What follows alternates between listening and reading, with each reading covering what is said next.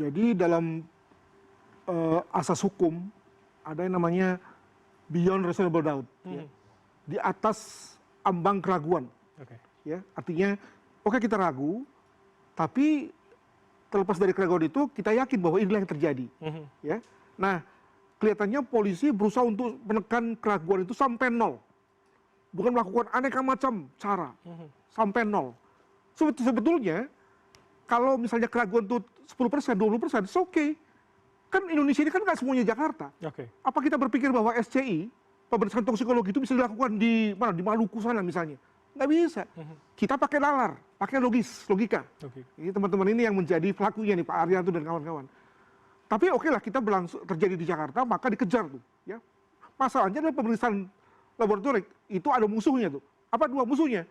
Uang, tapi kalau uang nggak ada masalah dong, gitu ya. Yang kedua adalah waktu. Nah, maka kemudian waktu yang jadi membuat kita lama. Demikian.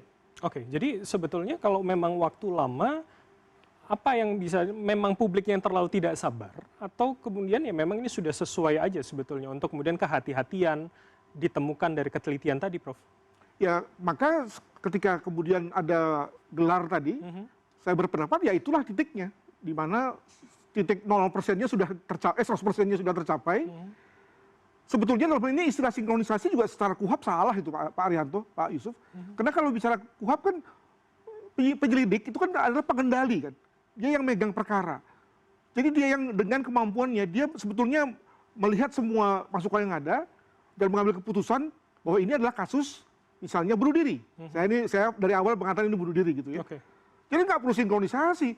Lah katanya penyelidik itu profesional, punya sudah uji kompetensi. Jadi menurut saya jangan kita salah kaprah lah, bahwa sebetulnya dia punya semua kemampuan untuk mengatakan bahwa ini bunuh diri, ini dibunuh dan seterusnya. Ya, nah di situ lalu kemudian Kompolnas mengawasi. Gitu. Harusnya begitu ya. Pak Ari, tanggapan Anda sedikit. Ya, maksud saya sinkronisasi itu yang disampaikan oleh itu tadi pembicara itu adalah gini, Pak. Temuan-temuan dari satu sektor ini disinkronkan, Pak. Kan dalam penyidikan itu pasti dibagi menjadi tim, Pak. Tim Inavis sendiri sana mengerjakan gini. Temuannya kan dia analisis gitu. Tim toksikologi sendiri. Tim yang mencari itu CCTV dan sebagainya itu. Nah nanti ini kan kalau sendiri-sendiri kan ini nggak akan mungkin menyimpulkan seluruhnya yang terjadi itu. Karena yang akan disampaikan pada publik kan apa yang terjadi, bagaimana terjadi, mengapa orang ini meninggal kan itu. Itulah maka butuh sinkronisasi, maksudnya itu penyesuaian data-data yang kira-kira mengalir itu, itulah yang nanti akan diambil kesimpulan gitu. Maksudnya begitu. Jadi penyamaan begitu ya, dari masing-masing lembaga tadi begitu ya, Pak Ari ya. Karena penyidikan itu pasti pakai tim, timnya macam-macam, tim yang ada khusus psikologi sendiri, forensik sendiri, Inavis sendiri, CCTV sendiri, kan ahlinya masing-masing. Di dalam kerja mereka masing-masing sendiri-sendiri tuh. Hanya bertemunya ketika itu tadi, seperti tadi itu, gelar itu tadi, untuk menyimpulkan itu tadi. Itu maksudnya. Penyamaan, Prof. Adri. Tadi juga disebutkan soal hipotesa. Hipotesa kan turunan dari teori kan. Nah, maka ketika kita dari awal menteorikan bahwa terjadi pembunuhan, maka sinkronisasi dalam rangka memperkuat atau memperlemah teori tadi. Itu kalau dalam bahasa saya sinkronisasi. Jadi teorinya apa dulu?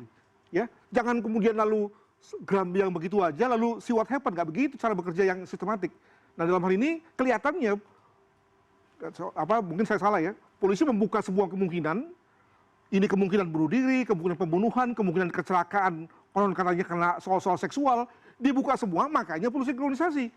Jadi dengan kata lain proses lidiknya seperti nggak terarah. Gitu ya. Menurut Anda begitu ya? Seperti itu.